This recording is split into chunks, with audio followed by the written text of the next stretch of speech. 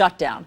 Joining us now to talk about all of it, we have Democratic Senator Coons of Delaware. He is on the Foreign Relations, Judiciary, Appropriations, and Ethics Committee. You're a busy man, Senator. We appreciate you taking the time. We should note that you are in Wilmington, Delaware. What train are you getting on to haul your butt back to the Beltway to vote today on this?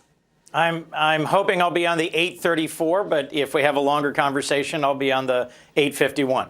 Okay, I will try to keep it snappy in that case. So what's happening? I mean, let's just start there. What's happening with this government shutdown? Is the government going to shut down at midnight tonight? Is there anything that can, any way in the Senate that this can be averted?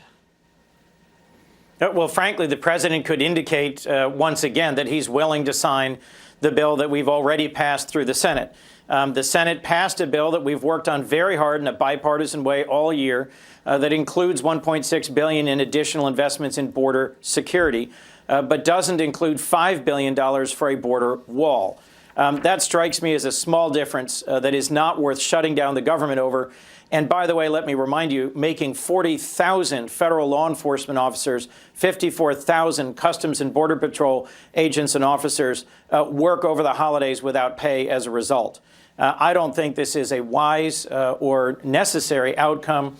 The federal government, the president's administration, hasn't yet spent the $1.3 billion we appropriated for border security last year. So I think this is a fight more over message and the president trying to fulfill a campaign promise rather than substance. Well, Allison, I'm old enough to remember when Mexico was going to pay for this wall. And in a series of hearings and meetings with Homeland Security and Customs and Border Patrol leaders, I've been convinced that building a big concrete border wall isn't a wise investment, but we should invest more in border security. There's a way to do this if we can simply responsibly compromise. Let me, Allison, remind you, later this morning, the president is going to sign a big bipartisan criminal justice bill. Just on Wednesday, we were celebrating this big positive step forward that Republicans and Democrats agree on.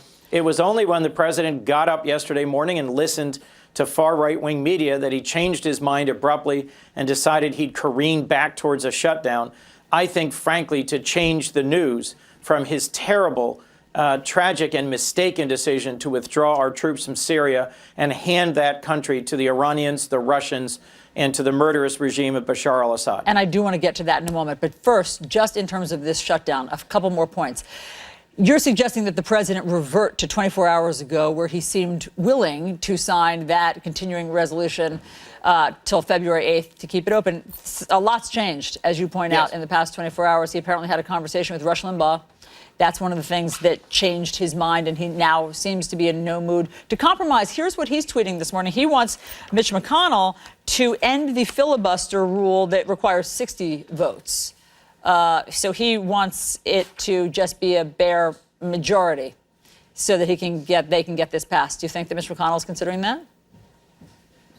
I certainly hope not. Leader McConnell understands the profound and changing impact that it would have on the functioning of the United States Senate to make us just like the House, to get rid of the one most important rule that requires compromise, requires working across the aisle to get anything significant done. And I respect the fact that Majority Leader McConnell has refused the president's repeated tweets and speeches demanding that he tear down the one last critical remaining element of how we govern ourselves in the Senate, just so that the president can achieve some short-term goal. Let me just say this. The two folks who've been tweeting in support of President Trump's decision in Syria, Vladimir Putin and Rand Paul, don't strike me as the right folks you ought to listen to in making decisions about our national security.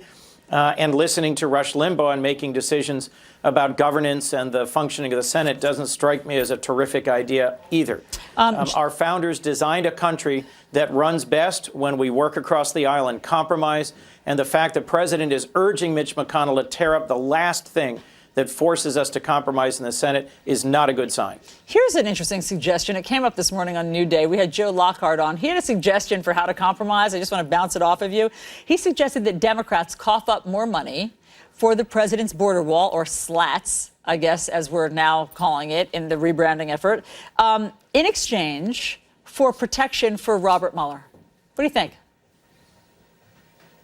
Look, we have offered up a broad bipartisan compromise that I worked on with Senator McCain and Senator Collins earlier in this Congress that would have given a significant investment in border security over a decade in exchange for a path to citizenship for dreamers and fixing a number of other challenges in our immigration system. I have been willing to work across the aisle on that compromise. I'm continuing to negotiate on an immigration compromise. It is an interesting idea. I am very concerned about Robert Mueller, particularly given Matthew Whitaker, the acting attorney general's refusal to listen to the advice of the professional ethics advisors in the Department of Justice. I personally don't think we need to throw another $5 billion into a border wall through a slush fund without congressional oversight, but I am willing to invest more in border security. Yeah. And so I don't think the gap is that big. And the idea of getting the bill that Senator Flake and I have gone to the floor now 3 times to demand a vote on, getting that bill passed would be a significant step forward in my view. First of all, Senator, deft use of the new jazz hands mandate that we have here on New Day. Well played. Very nice. Thank you. You used it perfectly. Okay, let's talk about Secretary Mattis. What changes? What will change without Secretary Mattis now at the helm of the Defense Department? Because, as you know, he was often called, as the last adult in the room. Well, General Mattis, a decorated and seasoned Marine Corps general with significant combat leadership experience, was someone who gave reassurance to our allies, clear-eyed leadership to our armed forces, critically needed advice to our president, who has no previous military or public service experience, public sector service experience, the first president in our history without that experience. And frankly, more than anything, Secretary Mattis, General Mattis, was very clear-eyed about the very real threat posed to our democracy and our alliances by both Russia and potentially by China. In the absence of that advice, I'm very concerned about what President Trump's America First worldview might lead him to do. I think it was a tragic error to withdraw our troops from Syria. I pray our president will reconsider. And what I'm hearing he is considering doing in Afghanistan is alarming. If he has not consulted with our close allies who served alongside us and sacrificed over 17 years, I'll remind you, Allison, 1,000 NATO soldiers have died in Afghanistan.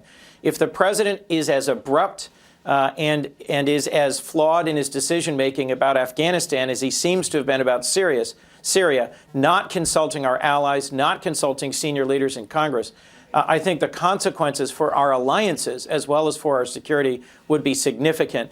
I urge everybody watching to read Secretary Mattis's resignation letter. I had a lump in my throat reading it last night. This is a chilling moment, and I think it will be difficult for President Trump to secure the service of a comparably skilled, seasoned, and respected leader in national security. Democrats and Republicans may have policy differences, but all of us want our nation to be secure.